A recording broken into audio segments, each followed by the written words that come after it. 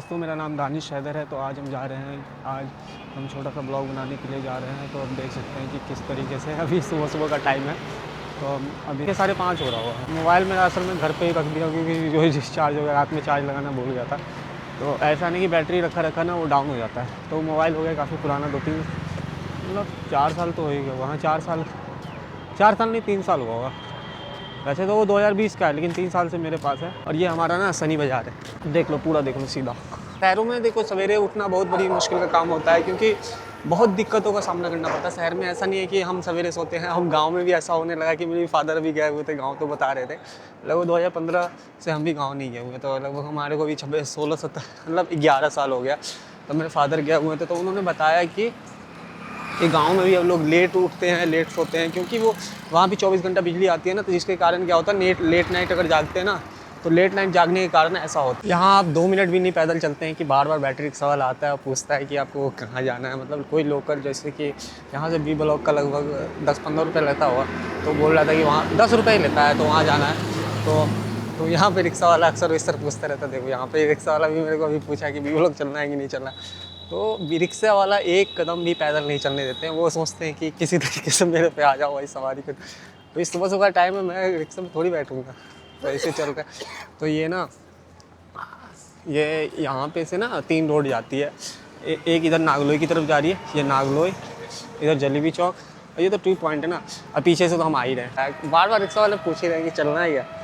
अरे यार 2 कदम पैदल तो चलने दे भाई। हाँ, क्या मतलब इतना सुस्त बना दिया ना रिक्शे वालों ने कि आप घर से बाहर निकलो ना, बस पहले कहाँ पैदल चल रहे थे, अब मतलब उतना ही नहीं होता है लोगों को कि मतलब पैदल चलना चाहिए। वैसे 2 कदम में भी पता नहीं, अभी ये पूरा रिक्शे वाला ही पूरा रोड है, ये पूरा गया हुआ ना नागलोई रिक्शा वाला। अभी इतना रिक्शा वाला पूछेगा कि कहाँ चलना है, कहाँ चलना है, कहाँ चलना है। तो बड़ा अजीब सा लगता है कि यार थोड़ा सा आदमी निकला है यार सुबह सुबह, थोड़ा पैदल चलने दे। असल में मैंने बैग ले रखा है, तो उसको ऐसा लग रहा हो कहीं ना कहीं साला ऑफिस में जा रहा होगा ये। तो ये चीज़ होता है। तो हम ऑफिस में थोड़ी जा रहे हैं भाई, हम तो ऐसे ही घूमने के लिए निकले हैं कि चलो एक छोटा सा ब्लॉग बना लेंगे और बस दिनचर्या में जो जो करते हैं, हम क्या क्या करते हैं उसके बारे में बता देंगे बस। देखो सुबह सुबह टाइम है ना, पीछे अमूल का पूरा ट्रे लगा हुआ था। यहाँ पे कई सारे ऐसे पॉइंट है सुल्तानपुरी में, जहाँ मतलब कि आपको इस तरीके से मिल जाता है। सुल्तानपुरी का पूरी दिल्ली में ही, मतलब जहाँ जहाँ दूध का सप्लाई होता है ना। तो अब देखो यहाँ सुबह सुबह ना अखबार, तो देखो अखबार का भी होता है सिस्टम। तो मुझे ये बताओ कि आप लोग मतलब अब तो मतलब ना के बराबर कौन अखबार पढ़ता है, मुझे समझ में नहीं आ रहा था कि अखबार भी अभी भी पढ़ते हैं लोग। मतलब बड़ा ये लगता है ना अजीब सा।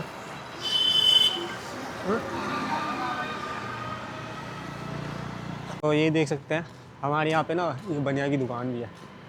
ऐसा नहीं है भाई, यहाँ भी मालदार लोग रहते हैं। बनिया की दुकान है जहाँ मतलब अच्छा खासा बिक्री होता है भाई। और ये देख सकते हो आप पुल, ये जो पुल है ना, ये ऊपर से 2 रास्ता है, एक ऊपर से भी जाने का और एक नीचे से भी जाने का। तो हम जाएंगे ऊपर से ही जाएंगे भाई, नीचे से नहीं जाएंगे। ऊपर से यार लेकिन चढ़ाई पड़ जाएगा, ऊपर से जाऊँ, चलो ऊपर से जाओ। मैं फैक्ट्री जाता था ना इसी के काम पे। तो यहाँ पे ना एक मतलब पेंटर है, तो शायद रिकन्स्ट्रक्शन हो रहा है ना, तो उसका बेचारे को कुछ आर्ट ना वो ही हो गया है। यहाँ पे देखो दिखाता हूँ, ये देखो, ये शायद डैनी है और ये है वो धर्मेंद्र पाजी। तो अब इनका यहाँ पे आ गया, ये देखो परदेसी पेंट, इनका मोबाइल नंबर ये लिखा हो परदेसी पेंट का 9211840507। ये परदेसी पेंट है। तो उनका है अपना कि अच्छा लगता है आर्ट यार।